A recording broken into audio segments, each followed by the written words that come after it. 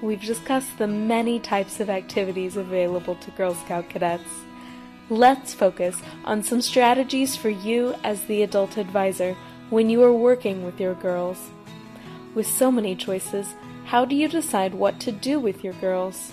Well, the great thing about working with teen Girl Scouts is that you don't have to.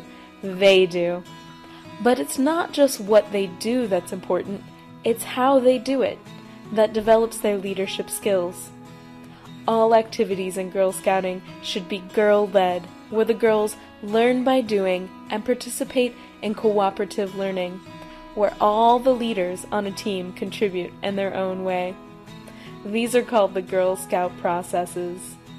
Letting the troop manage itself may be one of the biggest changes for you if your girls are bridging up from juniors. While your Girl Scout juniors made decisions and participated in planning, your Girl Scout cadets should be truly running the show. Cadets can be scheduling short and long-term activities for themselves. They should be consulting safety regulations, making plans to earn money, and taking the lead on any paperwork and planning. Remember, teen girls need your patience and support in order to become expert planners. Not everything happens perfectly the first time.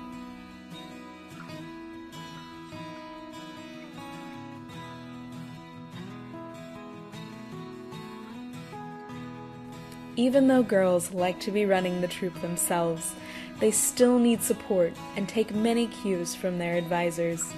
Your enthusiasm, encouragement, and support will go a long way. For cadets, you might initially need to provide a structure for meetings as the girls themselves begin to take care of all the content. The parts of a meeting typically include a gathering activity and opening, which could include a poem, song, game, or social time. Business, such as collecting dues, making announcements, or planning. An activity with any necessary cleanup. And then a closing, which could be similar to an opening. Caper charts are a great way to allow girls to assign themselves the various parts of the meeting and to ensure that every girl has a chance to contribute. A caper chart is simply a table that lists necessary duties. It can be a spreadsheet, a wheel, or any elaborate craft. Girls can then fill in the chart in a rotating fashion so that they get a chance to prepare different parts of the meeting. Don't fret if sometimes all your girls want to do is talk. Remember that relationships are important to girls in this age group. It is okay to dedicate some time or even whole meetings to socializing. This experience should be one that is rewarding and enjoyable for the girls. It is also important to remember that not every girl needs to participate in every activity. Remember that girls in this age group are beginning to have a lot of commitments. Some girls may not be able to attend troop meetings regularly. To the extent possible, meetings should be planned around everyone's schedule and could include some online chat time to include girls with busy schedules. A lot of information sharing can be done via the internet and email. Make sure you have parents' and teens' email addresses, as well as a troop planning calendar for meetings.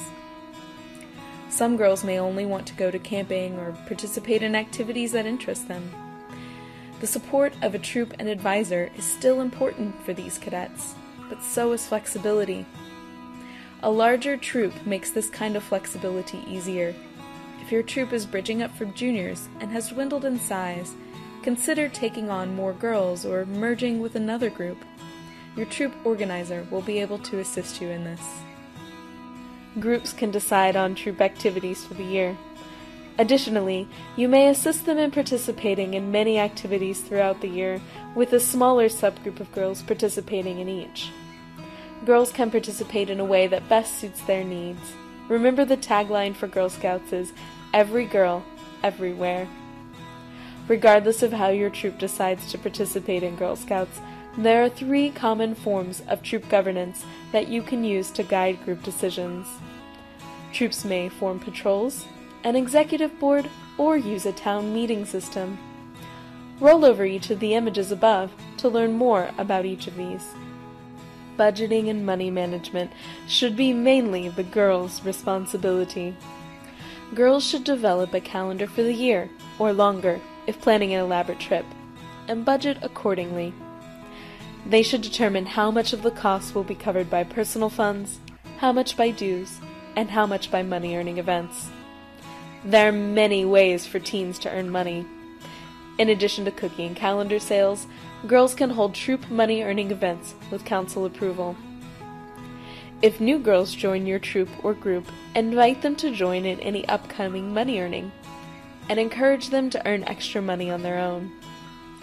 If the finances for a planned trip are not feasible for new girls, make sure there are plenty of current activities to keep them interested, and consider having them start planning another trip. Teen Girl Scout troops may use the Individual Girl Financial Record System, which help girls learn to budget and plan and reduce inequalities in participation in troop money-earning activities. The system allows for individual record keeping within the troop account, but not for individual bank accounts for each girl. Guidelines for the Individual Girl Financial Record System can be found in Green Pages or Volunteer Essentials. In addition, more information on individual girl records and on troop money management in general can be found in the Troop Money Management tutorial on the GSC&C website. There are two parts to behavior management with teen girls: prevention and intervention. Prevention is about heading off the possibility of problem behavior and is important to having a group run smoothly. The key to prevention being successful is to involve the girls in the prevention process. While it is ideal to prevent any conflicts before they arise, sometimes intervention is necessary. You should intervene only after girls have attempted to resolve a conflict. Talk to them about conflict resolution early in the year, before any problems arise. Scroll over each of the techniques to learn more about group guidelines, behavior contracts, and conflict resolution. You can learn more about managing behavior and conflict resolution for teen troops in the 150 Skills for Teen Advisors course.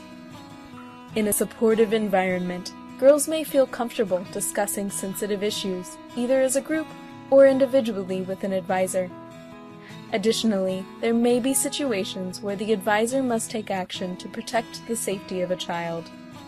These issues include, but are not limited to, human sexuality, dating, child abuse, suicide, eating disorders, and drug and alcohol abuse. As an advisor, it is recommended that you host a parent meeting at the beginning of the year. Let them know that you will ask for parent permission for any planned activities around sensitive issues, but they should be aware that these conversations may spontaneously occur among the girls. To notify parents about programming on a sensitive issue and to obtain permission, use the Parental Permission Form, or B-221. When conversations arise informally, remember that listening is important. If girls want more information on a topic that concerns them, don't feel as if you need to provide all of the answers. To support conversations or program on sensitive issues, you can purchase print resources from the Girl Scout shop. These might include the Guide to Staying Safe and the Uniquely Me series. Or consider inviting a speaker or other professional to a meeting. Just remember that you should immediately contact your field director if you believe a girl is at risk of hurting herself or others. Check out the Sensitive Issues section of Volunteer Essentials for more information. Girl Scouts embrace girls of all abilities, backgrounds, and heritage, with a specific and positive philosophy of inclusion that benefits everyone. Each girl, without regard to socioeconomic status, race, physical or cognitive ability, ethnicity, primary language, or religion, is an equal and valued member of the group. Inclusion is an approach and an attitude, rather than a set of guidelines. Make a commitment to inclusion and diversity in your troop. As you think about where, when, and how often to meet with your group, you will find yourself considering the needs, resources, safety, and beliefs of all members and potential members. If new girls want to join, invite them with open arms, even if you feel that they are different from the rest of your troop. Having a diverse group of girls, and including girls with disabilities, can be a great learning experience for everyone in your troop. Teen girls are great at working together to come up with solutions as to how everyone can participate. If you are frank and accessible, the girls and their parents will respond in kind, creating an atmosphere that enriches everyone.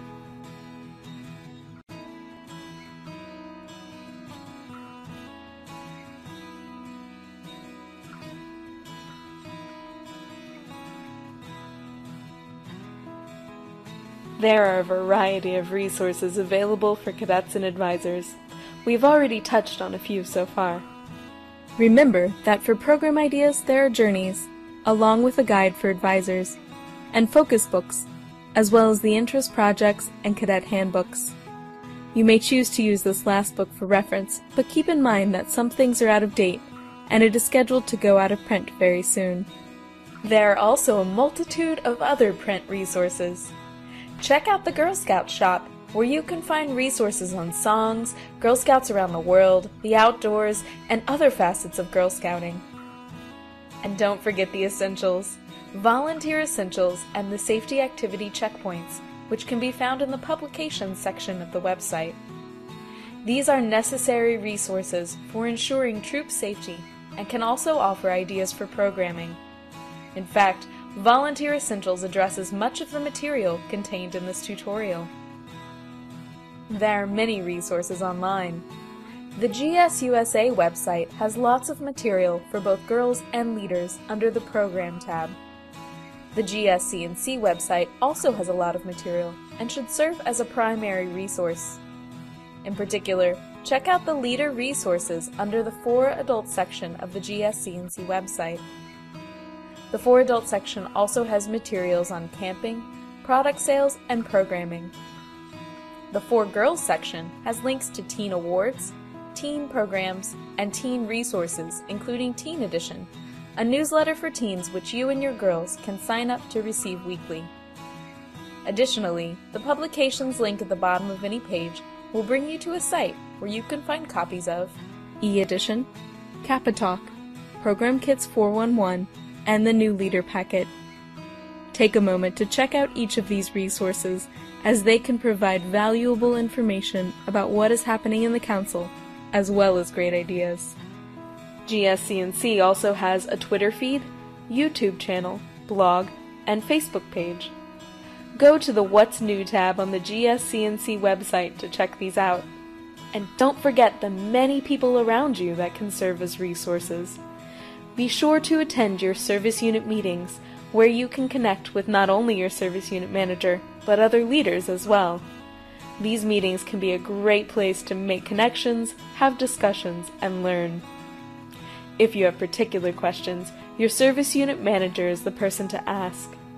If they cannot answer you directly, they will help you find out who can. Another great human resource is staff.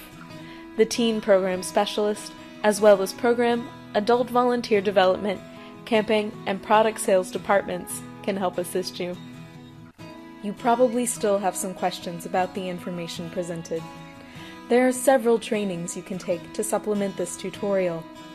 You can find links to these trainings by going to our website, clicking on For Adults, then Training and Support Center. You will see that there are 4 types of support available: in-person classes, online tutorials, such as this one, conference calls, and paper resources. If you have not already, be sure to take the 101 Basic Leadership class that is offered both online and in person.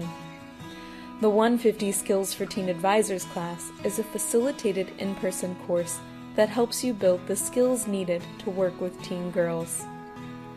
It is highly recommended that you participate in a cadet program-level conference call. These calls are held twice a month, and you will have a chance to talk with a cadet expert and other leaders to find answers, solve problems, and increase your understanding. In addition, you may take classes on money management or troop travel. You may become camp certified, or learn about any number of topics through an enrichment course such as songs, ceremonies, inclusion, or girl ownership. You are well on your way to advising Girl Scout cadets. Thank you for your time.